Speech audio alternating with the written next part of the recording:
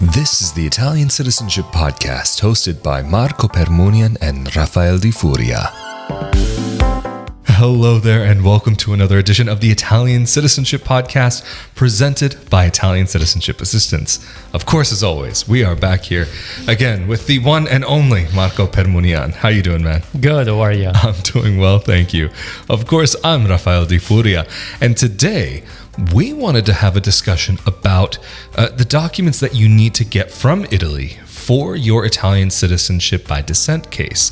It's one of those things where there are some twists and turns along the road that are very important to keep in mind. And so, Marco, what is the first thing when you are helping your clients out with this that you start looking for? Where do you start? Say somebody doesn't even know anything about their ancestor, minimal information.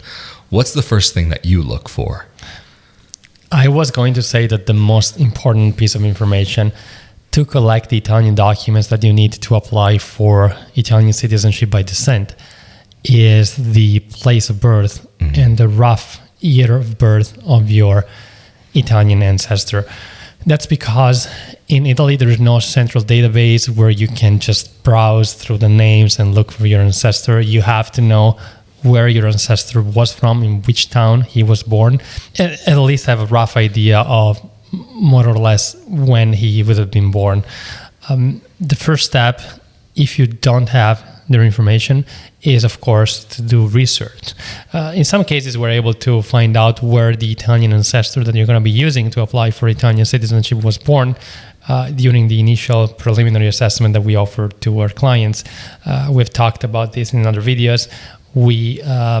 Our preliminary assessment involves thorough research that we do on behalf of our clients on the many databases that we have access to. So we will actually go through the records, find records pertaining to their ancestors and to the first generations born in America to try to fill in the blanks, especially when somebody doesn't have all the information. Now, the information that we need as to where the Italian-born ancestor was born in Italy may be on American records. For example, shipping lists may have that information, or naturalization records. They may list exactly in the town, in which town the ancestor was born. It could be the male ancestor or the female ancestor if you're filing a 1948 case. Well, once you have identified the town in which the ancestor was born, you'll have to contact the town to obtain the record, meaning it's not possible to obtain it through an office, for example, in the US. You can't contact the Italian consulate in the US and ask them, hey, can you get me the Italian record? So you'll either have to do it yourself or do it through somebody in Italy. Of course, this is a service that we offer for all of our clients that choose one of our service packages, or even we can offer this service as a single basic service that we can offer if somebody's interested only in getting the Italian documents. What we do is we reach out to the municipality, and you have to have the full name of the person. Better if you also have the name of the father and the name of the mother, and the year or years in which you think the ancestor was born, because the comune, the town hall, may refuse to conduct a multi-years research. They may tell you, if you don't know when your ancestor was born, just hire a genealogist. So as a favor, sometimes they do research, but in my experience, just a limited number of years. So if you tell them, for example, my ancestor's name was this, and he was born either in 1869, 1870, or 1871 in your municipality, since especially in smaller municipalities, not very many people were born every year. It's possible and likely that they will have the will and to do the research for you. But again, they may refuse if you don't have enough information. You can reach out to the municipality yourself if you want to. You may want to use a service or somebody in Italy. The problem when you have to reach out to the municipality directly is that they may not take you into consideration, unfortunately. they may just, they see this request coming from abroad, because normally how you do it is you mail in a written request where you just write the information and of the ancestor, and you write exactly what you want. So you can just call them. I mean, you can call them to ask if they can do it, but the answer most likely will be you have to mail in a request. And when they see that a request is coming from abroad, they may just ignore it. They are very busy. If you are lucky, you get a clerk that want to be helpful, want to help you. If you're unlucky, you may have to submit your request multiple times if you do it directly from abroad.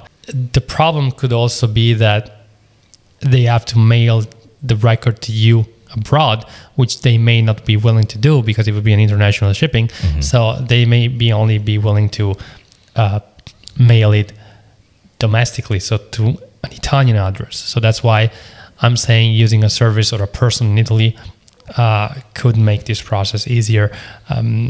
Especially if you use Italian Citizenship Assistance, what we do is we do reach out to them over the phone. We do mail in the request, but we also follow up with them multiple times because sometimes they forget about the request. Sometimes they're too busy. They let it sit on the desk for a little while. Yeah, elections time. So they're very busy with elections in some times of the year. So you may have to follow up multiple times. By law, they have 6 months to release this document. So the sooner you start, the better, because hopefully it won't take that long, but it could take up to 6 months for them to release your certificate or certificates. Because what you need in the end is the Italian birth certificate of your Italian ancestor, but you also may need the birth certificate of your female ancestor and potentially their marriage record if they got married in Italy. Interesting. So if you are doing this on your own, would it be possible to send a self-addressed envelope? I mean, how would that even work? Because you can't send, like if you're from the States, you can't use American postage stamps out there. What do you guys normally do? Is it that you have it sent to your Italian offices and then you send it off to the United States, or how does that normally work? Absolutely. I think the only way for you to include a prepaid envelope would be to use maybe FedEx or UPS, but otherwise, like you said, if you use your postal service like USPS, you'll not be able to include a prepaid envelope most likely.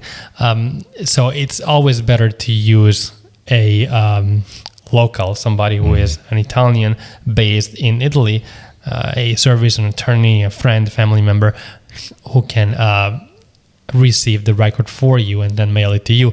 That's what we do with our clients. We have the Comune ship the documents to us, and then we mail it to our clients or to our American office, depending on whether the client just needed the birth certificate or if they hired us for the full service for assistance throughout the whole process. Very interesting. But this, of course, is all assuming that they can find the document. What would be the situation if maybe they can't find it? Like they can't find a birth certificate, they don't have a record, or do you need to start researching to see if there's someplace else, or are there alternatives for that person to be able to look into? I want to start off by saying that if they tell you they don't find it, it doesn't necessarily mean that it's not there. I've seen situations where they couldn't find it at first, but then they did find it. It's possible that the person was born in a different year. It's possible that the name or last name were misspelled. It's even possible that the clerk is unable to read the handwriting. So while they're browsing the registries, they don't actually see the name, which is the same name that you gave, but the handwriting of the person who filled out the registry 100 years ago is so bad that they can't read it, or the person who's reading it is not good at reading, like handwriting from 100 years ago. So just don't give up if they tell you it's not there, especially if you're fairly sure that it should be there. Of course, it's possible that it's not there, even if you're sure. For example, if the birth was never recorded, it's unlikely because starting from 1861, when Italy was unified, the births were recorded almost always. There are some municipalities that started to record birth certificates from the 70s, from the 1870. So you need to make sure to determine which is the year in which your municipality started to record birth certificates.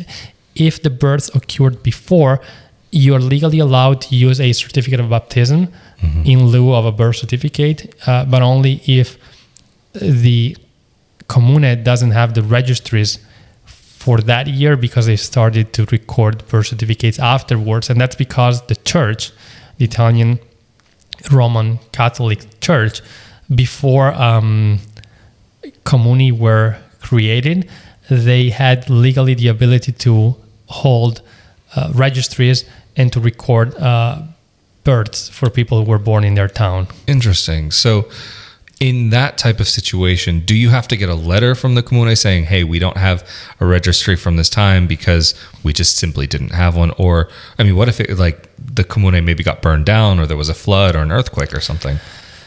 Legally speaking, and from my experience, the consulate will accept a religious record in lieu of a birth certificate only if the birth occurred before the commune started to hold records. But if the birth is not there just because it wasn't recorded, so in the unlikely event that the person was born there, the registries existed, but there is no birth certificate, it was never recorded, but maybe there is a certificate of baptism, you can't really use the certificate of baptism because the commune should have had the birth certificate. So that, technically speaking, becomes your problem, and which you can overcome by maybe contacting a different entity.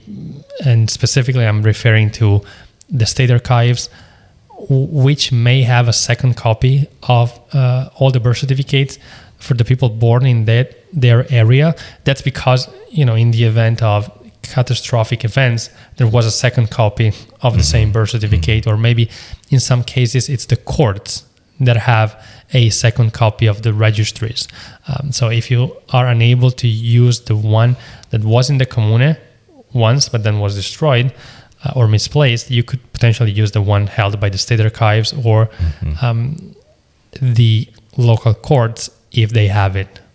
But to answer your question, if there is no birth certificate, if you can't find it, if you can't use a religious record, at that point, unfortunately, you are out of luck and you can't really apply for citizenship through that ancestor. You would have to use a different ancestor if you can't prove that ancestor was born. Just to clarify this point, the consulate is not going to accept any substitute documents to prove that the person was born. For example, a marriage record or a death certificate or a census record or naturalization records, whatever was created after the birth of the person that proves that the person existed, but it doesn't really prove that the person was born in that specific year and day and month in that specific town. And furthermore, the law on citizenship does require a birth certificate. So it's very specific, it's very clear, you do need a birth certificate. And like I said before, the consulate can accept a religious certificate of baptism only if the registries were not there at the time of the birth of your ancestor, because legally speaking, the church at that time had the right and the ability to keep and to hold registries for people born in their area. Very interesting. Absolutely fascinating. But something that I'm curious about, though, is what does the document look like? What format does it come in? Do you have to get it certified? Does it have to be a certain way? Or can you just receive the document that they send you without having to make any kind of special requests? The document must be certified, so you have to get it through the mail necessarily. The consulate is not going to accept a photocopy or something that you got via email, for example. And when you place the request to the commune, you have to make sure that you inform the commune of the specific format that you are requesting. For example, the consulate could accept either a book copy, a certified photocopy of the registry. So it's actually a photocopy of the registry of the actual page that lists your ancestor with the stamp of the commune and the signature of the commune official. Or what you have to request is an estratto degli atti di nascita So in a document that is typed with a computer that lists, though, it has to list, though, some very important pieces of information that must be there, which are the full name of the person, the name of the father, and the name of the mother. So make sure you request that the Comune issues such a certificate with the names of the father and the mother. Otherwise, they may not include those. Really? Which is very important, because otherwise the consulate will not accept the document. Interesting. The date of birth, the place of birth, and the stamp and the signature of the Comune official that is releasing the document and signing the document.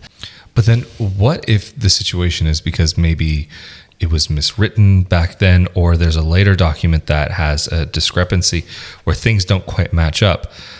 Say, because specifically we're talking about the Italian documents here, what if those documents are just straight up not correct? What is the case in that situation for a person? Normally, the information on the birth certificate is the correct information, so you can normally assume that all the other documents are wrong. So wrong information was reported on the subsequent document that were created subsequently, such as marriage records, birth certificate of the next person in the Italian line. So one way to go about it would be to amend the documents that were created afterwards.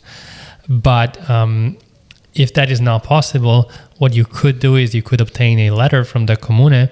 Say, for example, the naturalization records of your Italian ancestor list a year of birth that is not correct. So they maybe list the correct place of birth, day of birth, month of birth, but not the correct year of birth. In that case, the consulate could accept a letter from the Comune saying that there is nobody else with the same name born in the wrong year, and because the naturalization records list a specific place of birth, town of birth, and because that town has put in writing that there is nobody else with the same name born in different years, the consulate may be willing to accept such statement that from which we can infer that even if there is a discrepancy, it's actually the correct birth certificate. Mm-hmm. I'm absolutely loving this episode. I'm finding this also fascinating. Even having been through this myself and having gone through this, it's really interesting to hear your perspective and all the little extra details that maybe I didn't go through, or some of the ones that I did go through, and maybe what I should have done instead of what I did that would have made it easier. But I'm curious because there's something for people who are starting to look into this that they may come across, especially if they want to be in contact with the municipality electronically. They'll see that there is an email address and then something called a PEC. Do you want to maybe just quickly go into what is a PEC and if it's necessary at all? A PEC is a system of certified emails that we have in Italy, where you can send emails only from PEC to PEC. So the email address of the sender needs to be a PEC address, and the address of the recipient needs to be a PEC address. And this system was created because to replace requests done through the mail. Mm-hmm. Before the PEC system was adopted, you used to send a raccomandata with proof of signature from the recipient. Now with the PEC, you can be sure that the recipient received your PEC because it's a system that is certified. So if you send it, you can legally assume that the other person has received it. Interesting. So you can file your request by PEC, which is normally what we do, unless the Comune requires that you do it through the mail. But otherwise, most Comuni, they accept requests for Italian documents submitted through the PEC, which is, again, what we normally do. Mm-hmm. So one other thing that I'm just curious about, is it necessary to have a PEC, or you can just work around it? It's not necessary. I mean, there are other ways of submitting your request. You can do it through the mail. Some municipalities could accept a request sent through a regular email, or occasionally they may very occasionally accept orders done through the phone. Interesting. Yeah, I know. Actually, that was the situation for me. There was one time I had to be in communication with a local town hall, and on the website it says, we only accept PEC. I was like, well, I don't have a PEC, and I don't feel like setting one up. I don't want to have to go through that headache. So I sent them a regular email. They got back to me later that day. You got very lucky. I felt very lucky. It's that's the thing though also about Italy, is there are certain things that it's like you have to do it this way. But maybe you might get lucky, you might not get lucky. There's a lot of life that ends up being like that in Italy, where you have to figure out navigating the system. That's the most tricky thing regarding any aspect of what you need to get done. If you're getting Italian citizenship, you have to know how to navigate it. And that's where you and your team come in. You guys are very familiar with how to navigate the system. But even if you decide to get your citizenship and move to Italy one day, there are various aspects of life which you have to navigate through. And I'm getting on a tangent here, so I'll just ask you this one last question for this episode. To get these documents from Italy, not necessarily considering any type of shipping cost or whatever, or maybe even domestic shipping costs, do these requests cost, or how much do they cost? Normally, no. So normally they can issue a copy free of charge, even a certified copy. Occasionally they may ask for diritti di segreteria, so a fee that you have to pay for them to be able to release the document and to cover the costs that they have to release the document. Mm-hmm. But I want to say that in most cases, it's not necessary to pay. Of course, it's better if you ask in advance. And if it's necessary to pay, normally they require wire transfer. Mm-hmm. It's normally just a few euros, but you're going to have to do the wire transfer. Sometimes it's more expensive to do the wire transfer than the wire transfer fee than the actual fee that they're charging. But is it possible to use something, say, like Wise, what was known as TransferWise in the past? I believe TransferWise is an option, because in the end, what the municipality will get is an actual wire transfer. But if you are asking, for example, if they accept PayPal or credit cards, that's probably unheard of. Right. No, I've noticed there's a lot here that really doesn't get done with PayPal or those other apps. It's been so long since I've been in the States, and things have changed that Cash App, I know people use a lot, not necessarily to pay for things officially, but online payments often can be a little different here. Maybe some websites will accept PayPal. Some websites won't accept PayPal. But for dealing with a municipality, I can imagine that they wouldn't necessarily have electronic payments set up, at least at this point in time. Maybe in the future, hopefully. Hopefully. I pray, I hope. Because even I know I once, when I was trying to pay the fee for my identity card, I said, oh, can I put it on my debit card? They're like, you think you can put it on a debit card? You think you're special? They're like, no, cash only. So it's like, okay, not a problem. Made it happen. But it's just one of those like very classic Italy interactions. Anyway, I think this is a great place to round off this episode. So of course, Marco, if somebody needs help with getting their documents and the rest of their process for Italian citizenship, how can they get in contact with you and your team? People can contact us through our website, italiancitizenshipassistance.com. There they can find our phone number and email address, or they can use the contact form on the website. Well, that's absolutely fantastic. And of course, if you're interested in more conversations like this about Italian dual citizenship, make sure that you are subscribed to this YouTube channel or to the audio-only podcast on your favorite podcasting platform of choice. Also, if you happen to be subscribed to the YouTube channel, you do get the bonus of also being subscribed to the Italian real estate podcast that Marco and I also do, where we have a lot of fun talking about all of the subjects related to real estate in Italy. Also, if you're interested in more conversations about life in Italy, living in Italy as an Italian dual citizen expat, and also videos showing this beautiful country we call home, be sure to come over to my YouTube channel, youtube.com/RafaelDiFuria, or you can come to my audio-only podcast that you can find as Not Your Average Globetrotter on your favorite podcasting platform of choice. Of course, we have been here again with Italian attorney Marco Permunian. I'm Rafael Di Furia. Thank you so much for joining us, and we will see you all next time. Later. Thank you.